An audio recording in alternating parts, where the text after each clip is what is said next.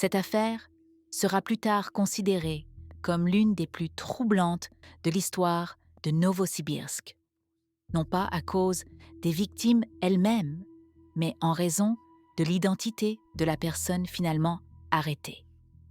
En novembre 1998, cependant, cela était encore loin. Tout a commencé avec un adolescent ordinaire qui fouillait une décharge en banlieue, près de l'usine Coca-Cola. À la recherche de quelque chose d'utile, il a déplacé une plaque de métal rouillée et a découvert la tête d'une victime. Les forces de l'ordre sont arrivées environ 1 heure plus tard. La scène a immédiatement révélé une configuration inhabituelle. À proximité, des pierres étaient disposées en cercle. Des bétons étaient plantés dans le sol, formant des flèches, et des marques ressemblant à un pentagramme étaient visibles sur la peau. Les experts ont déterminé qu'il s'agissait d'une femme, âgée d'environ 20 à 30 ans. Aucune identification possible. Pas de documents, pas de vêtements, pas d'autres restes. Seulement la tête et ses symboles autour. La première hypothèse a pointé vers un acte rituel impliquant des pratiques occultes. À la fin des années 1990, ce genre d'histoire apparaissait régulièrement dans les rapports. Les enquêteurs n'étaient donc pas surpris par le concept en soi. Ce qui les a marqués, c'est la mise en scène ouvertement démonstrative. La découverte n'était pas cachée, elle semblait délibérément exposée. Un dossier a été ouvert. Les enquêteurs ont ratissé le secteur, interrogé les employés de l'usine, les riverains, les sans-abri. Personne n'avait rien vu ni entendu. La victime n'a jamais été identifiée. Quelques semaines plus tard, l'affaire a été archivée. Un épisode isolé, étrange, mais sans la moindre piste. À l'époque, personne à Novosibirsk ne se doutait que ce n'était qu'un début. Au printemps 1999, des découvertes similaires se sont succédées. D'abord, sur la rive gauche de l'Ob, dans des zones de datcha, des ramasseurs de champignons sont tombés sur des fragments de restes. Le schéma était familier. Victime féminine, reste séparée en parties et enveloppée dans la capuche de sa propre veste, avec les mêmes marques sur la peau et des flèches pointant dans différentes directions. 1 mois plus tard, une autre découverte dans une bande boisée près de Dolmachiovo. Même schéma, reste séparé, enveloppe dans la capuche, symbole, et un amulette artisanale faite de fils de fer et de tissu à proximité. À l'été 2000, on comptait déjà 10 épisodes, décharges, carrières, bords de route à travers la ville et la banlieue. La signature restait constante, reste séparée, symbole évoquant l'occultisme, mise en scène délibérée. Dans plusieurs cas, le cœur était absent des restes. Les enquêteurs ont identifié un lien commun. Toutes les victimes étaient des femmes vulnérables travaillant sur un tronçon notoire de la rue Vatutina dans le district de Kirovski, connu dans tout Novosibirsk sous le nom de route ivre. Les médias ont d'abord parlé d'un perpétrateur de Novosibirsk, puis ont évoqué des groupes sataniques. L'hypothèse semblait logique. Marques ressemblant à des pentagrammes, cœurs manquants, amulettes rituelles. Les femmes craignaient de travailler sur place, mais la plupart venaient de villages, sans papier, sans argent, sans alternative. Les disparitions ont continué. Fin 2000, la ville savait qu'un auteur en série sévissait. La seule question, qui en 2001? Tous les épisodes ont enfin été regroupés en une seule enquête et un groupe opérationnel a été formé. Objectif clair: établir le profil de la personne responsable et l'a retrouvé parmi des centaines de milliers d'habitants. Les criminalistes ont travaillé avec ce qu'ils avaient. Les éléments rituels suggéraient quelqu'un aux convictions occultes, peut-être un individu isolé, obsédé par le mysticisme. Les symboles, amulettes et restes altérés ne correspondaient pas au schéma criminel habituel. 2 portraits robots ont été réalisés, mais ils différaient sensiblement. Des témoins avaient vu différents hommes avec des victimes à différents moments. Aucun portrait n'offrait de certitude. Des centaines de personnes ont été vérifiées, membres de groupes marginaux, passionnés d'ésotérisme, condamnés pour crimes graves. Une attention particulière a été portée à tous ceux liés à la route ivre, chauffeurs, clients réguliers. Des dizaines de femmes ont été interrogées, mais les descriptions d'hommes suspects variaient. L'enquête s'est heurtée à un mur. Aucune trace biologique identifiable avec la technologie de l'époque. Les témoins étaient incohérents. Beaucoup de victimes, femmes de passage sans papier, restaient non identifiées. Une chose était claire. L'auteur connaissait parfaitement le milieu. Où trouver les victimes? Comment les approcher? Comment disparaître? Evgueni Tchouplinski est né le 14 mars 1965 à Novosibirsk. Famille ordinaire, école ordinaire, notes moyennes, rien de remarquable. En 1984, il est incorporé dans les troupes frontalières du KGB. Là, contre toute attente, il brille. Excellent en préparation au combat et politique, maîtrise du sambo de combat, décoration et félicitations. Pourtant, ses camarades le regardaient avec méfiance, le qualifiant d'hypocrite caché, trop serviable, trop irréprochable, trop soucieux de plaire à la hiérarchie. Après l'armée, Tchouplinski intègre la milice dans la garde non départementale du district de Kirovski. Travail calme, patrouille, surveillance d'objets, garde de nuit. Il monte au grade de sergent. Ses collègues le surnomment Tchoupa Tchoups. Jeu de mots sur son nom et son caractère souriant, amical, toujours prêt à aider. 15 ans de service, aucune sanction, seulement des encouragements. Marié, divorcé, remarié, divorcé à nouveau. En 1997, un examen médical révèle qu'il a contracté une infection sexuellement transmissible d'une femme rencontrée. Son second mariage s'effondre pour cette raison. En 1998, Tchouplinski achète une Lada Samara blanche d'occasion, une Vosmiorka, et commence à travailler comme chauffeur privé.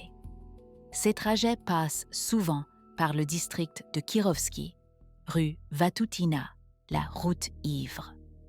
Ce tronçon faisait partie de son secteur de patrouille. Nuit après nuit, il passait devant les femmes postées le long de la route, en connaissait beaucoup de vues, certaines par leur prénom. Ses relations avec elles étaient particulières. Contrairement à d'autres agents, Tchouplinski ne les harcelait pas, ne leur extorquait pas d'argent, ne les menaçait pas. Au contraire, il discutait, s'intéressait à leur vie, leur offrait parfois un trajet. Les femmes le considéraient comme leur milicien, sûr presque un protecteur. Officiellement, il enregistrait certaines comme informatrices pour recueillir des renseignements sur la criminalité locale.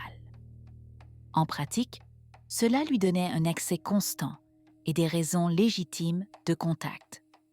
Parmi les collègues, des rumeurs circulaient. Tchouplinski protégeait ses femmes, prenait une part, passait trop de temps sur la route ivre, plus que le service ne l'exigeait.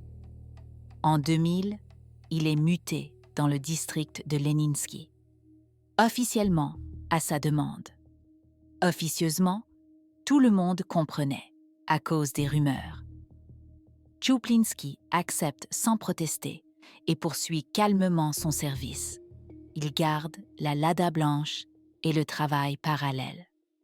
Pendant ce temps, des femmes continuent de disparaître de la route ivre. En 2003, à 38 ans, Tchouplinski prend sa retraite pour ancienneté. La cérémonie est chaleureuse. Médaille pour service distingué, 2e degré, 46 félicitations. Un agent modèle. Il s'est alors marié pour la 3e fois à une dentiste dont le père est un entrepreneur connu en ville. Son beau-père l'aide pour le logement. Appartement dans un immeuble d'élite, rue Rimsky-Korsakov, près du centre, et pour les affaires. Tchouplinski ouvre une chaîne de petits magasins vendant des décorations murales en métal. Panneaux forgés, grilles décoratives, souvenirs.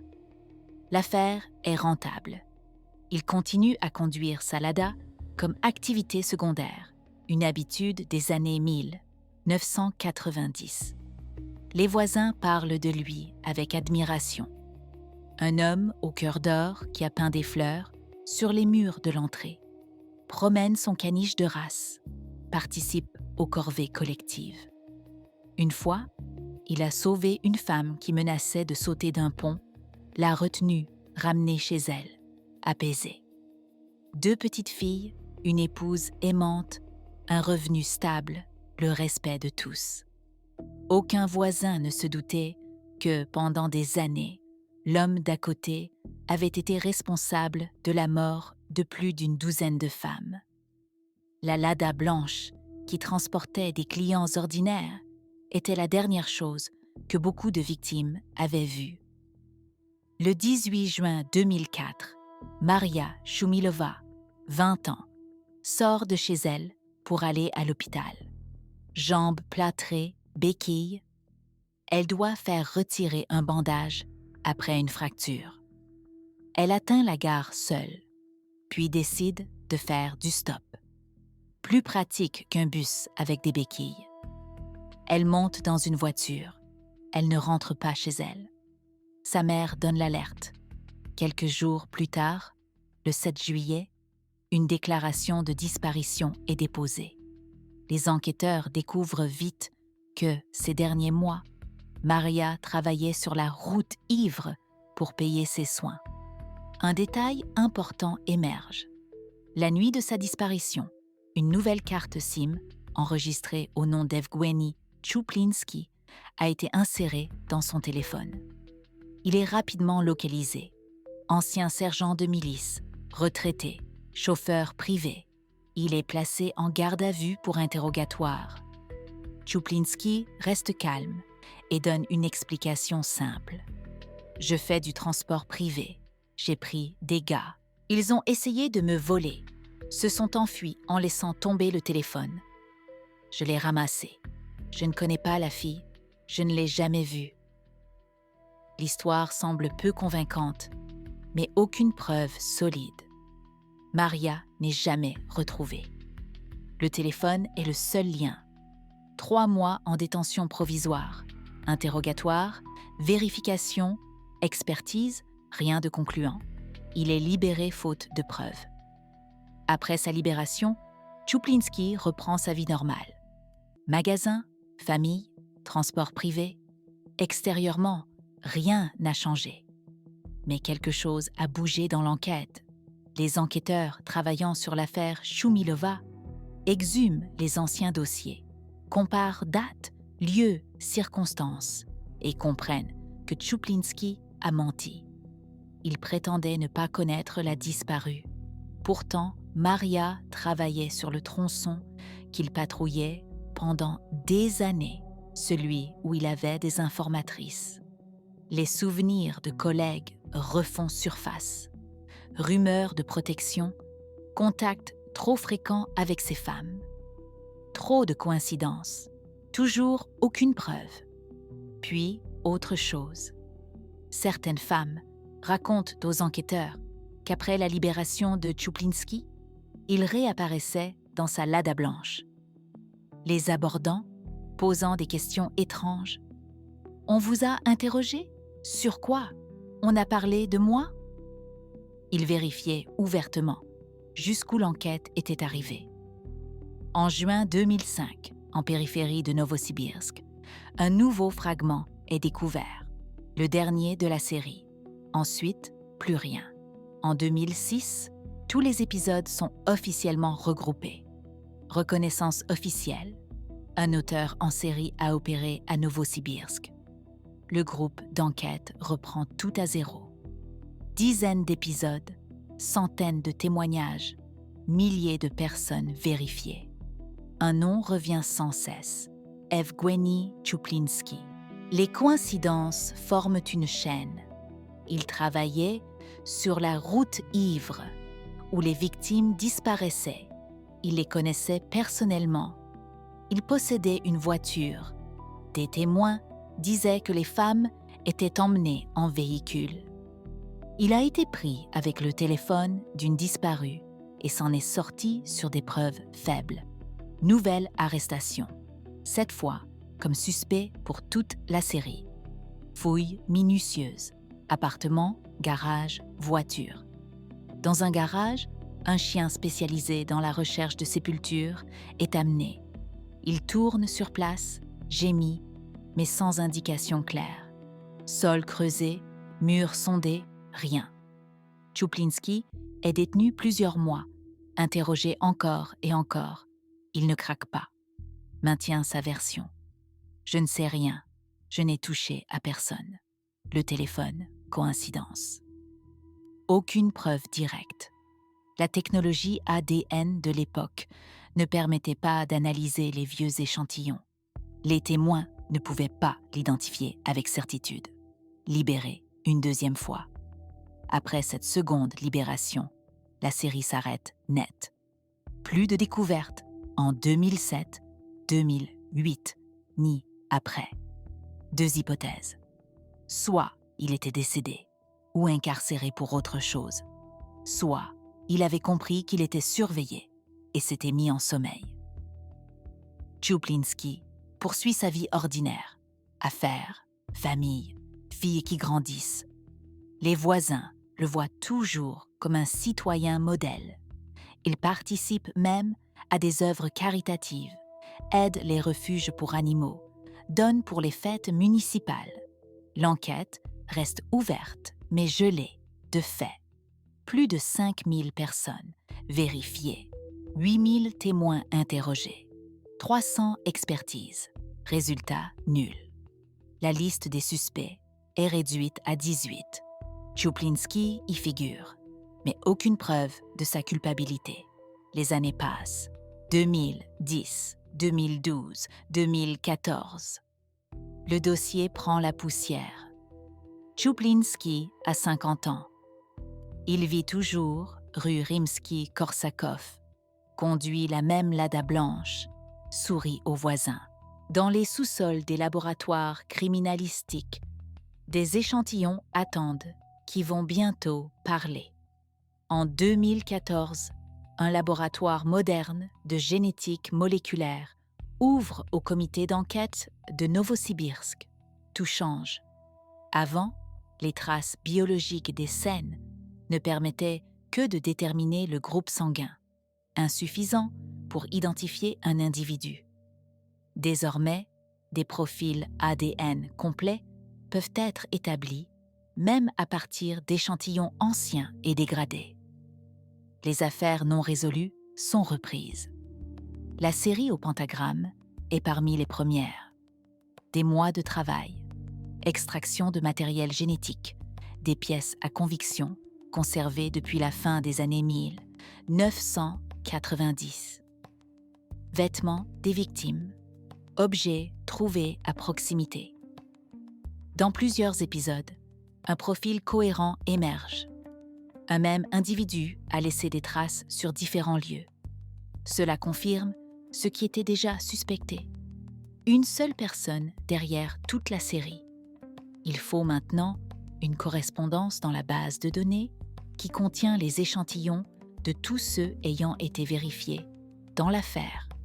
Des milliers, dont celui prélevé sur Evgeny Tchouplinski en 2004 lors de sa première détention. La comparaison commence début 2016.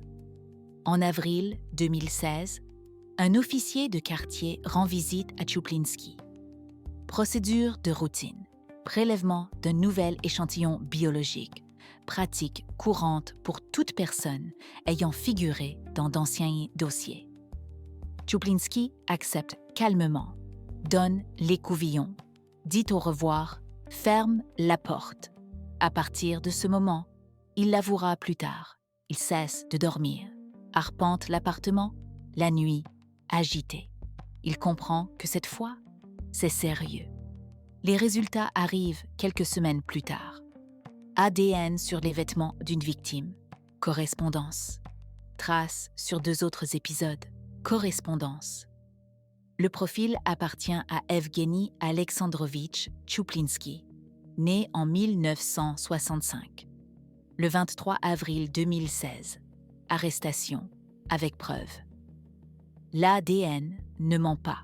Probabilité de correspondance aléatoire. 1 sur plusieurs milliards. Un homme d'affaires, père de 2 filles, se retrouve en cellule de détention. Accusation, 17 épisodes, puis 19. 18 ans après la première découverte à la décharge. Pour la première fois, les enquêteurs ont une chance réelle de connaître la vérité. Premier mois en détention, Tchouplinski nie tout, demande un avocat, se plaint des conditions. Pendant ce temps, explosion médiatique. Le suspect est un ancien milicien. Le perpétrateur sibérien. Sataniste en uniforme. Les journalistes exhument sa biographie. Photos, adresses. Sa famille est assiégée. Sa femme ne sort plus.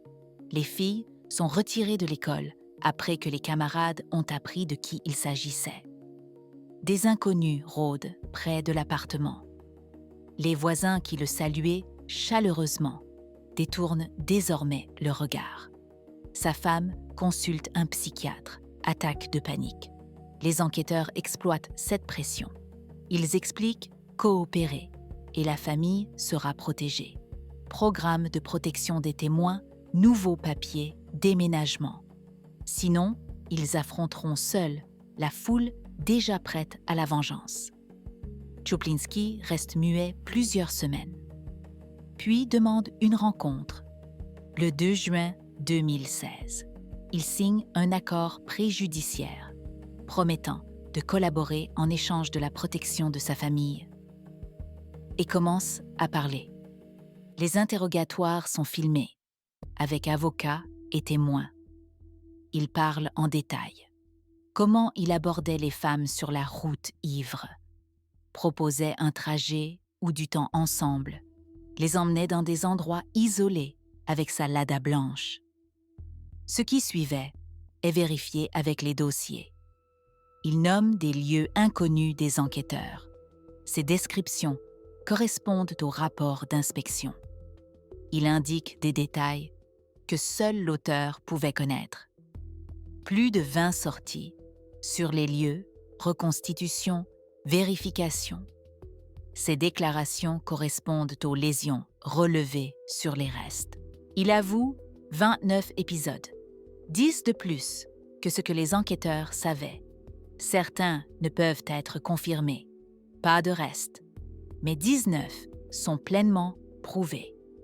Concernant Maria Shumilova, celle du téléphone, il dit avoir jeté ses restes du pont Dmitrievski dans l'Obé, d'où l'absence de découverte. L'ampleur devient claire. 7 ans d'activité, peut-être plus de 30 victimes. Question centrale, pourquoi? Ses réponses varient selon l'épisode, son humeur, l'interrogateur. Parfois, les femmes portaient des infections sexuellement transmissibles. Il l'apprenait après et entrait en rage, sujet sensible pour lui. D'autres fois, il nettoyait la société de la contamination rendait service, débarrassait les rues de la saleté. Les enquêteurs notent qu'il cherche des justifications, minimise sa culpabilité, se présente non comme prédateur, mais presque comme assainisseur. Aucune explication ne rend compte des marques ressemblant à des pentagrammes, des cœurs manquants, des amulettes, la mise en scène rituelle qui a égaré l'enquête pendant des années.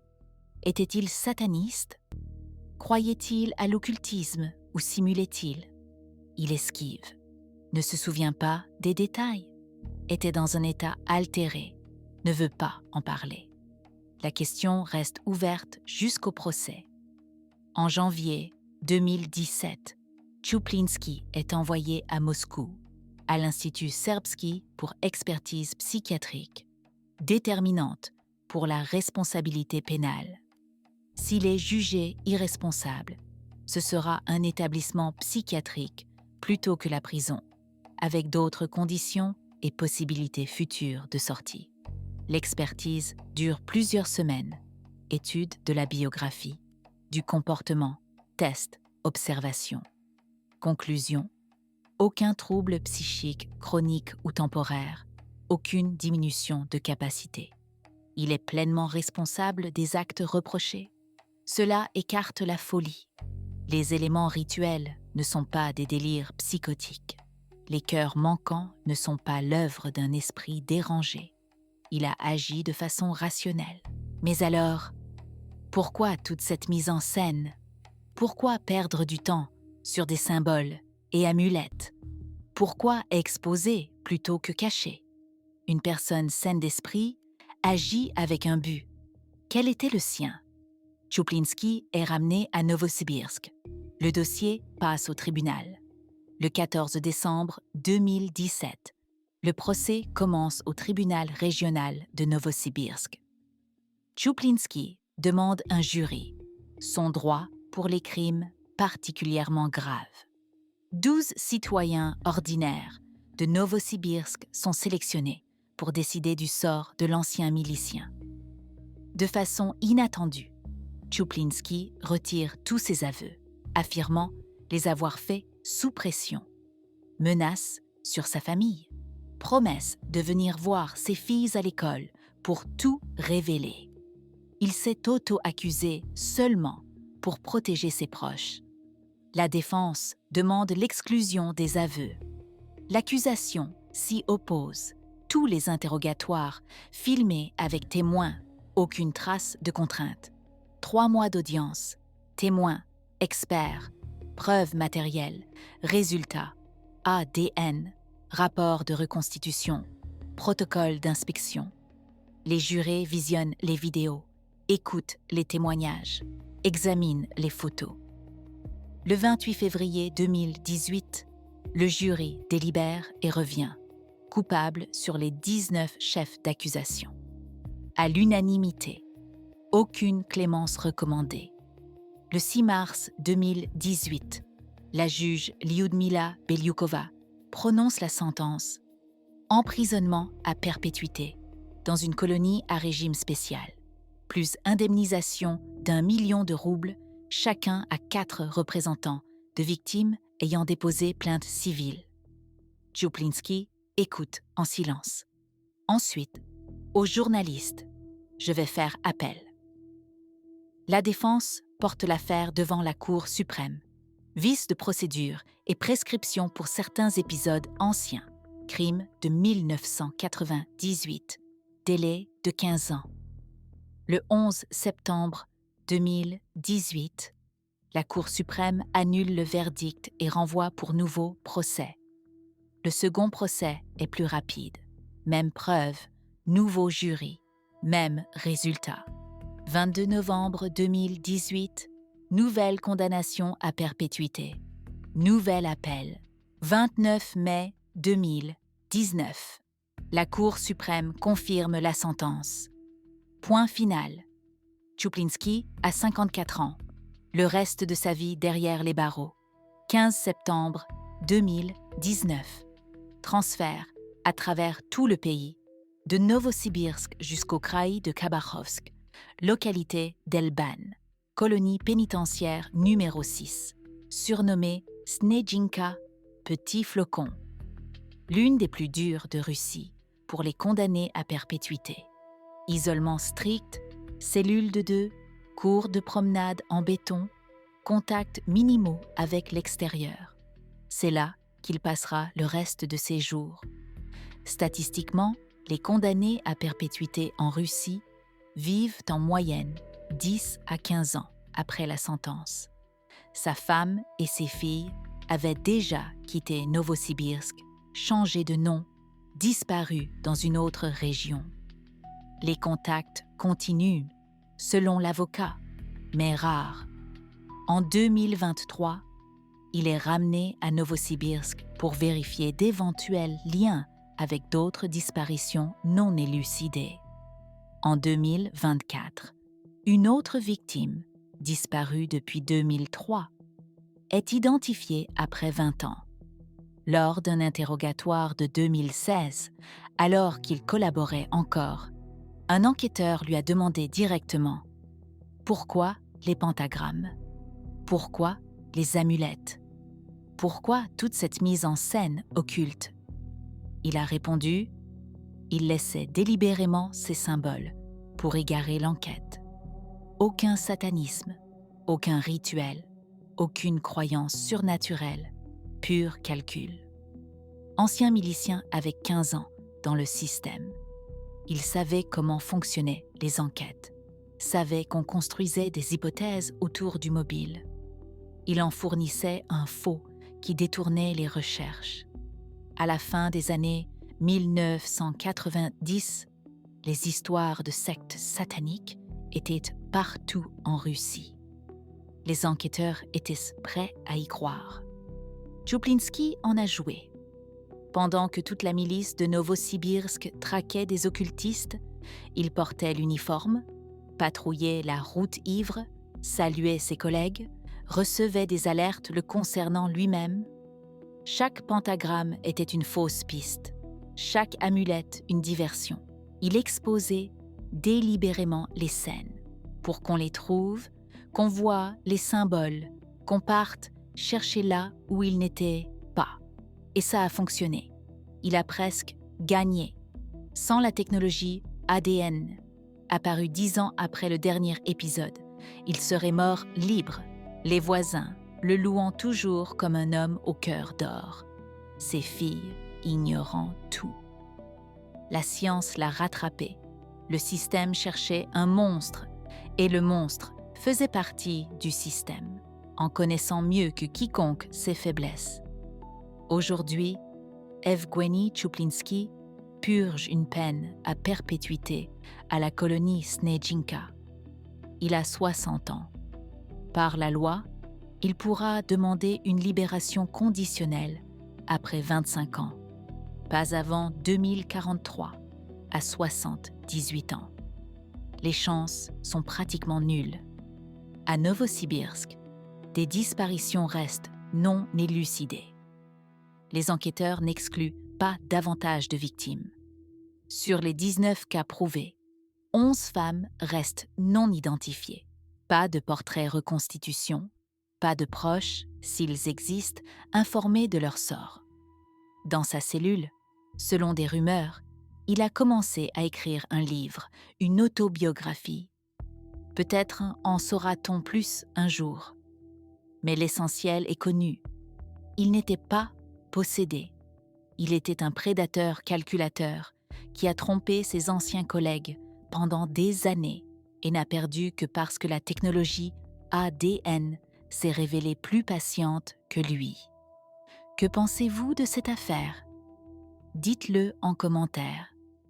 Likez, abonnez-vous, à la prochaine.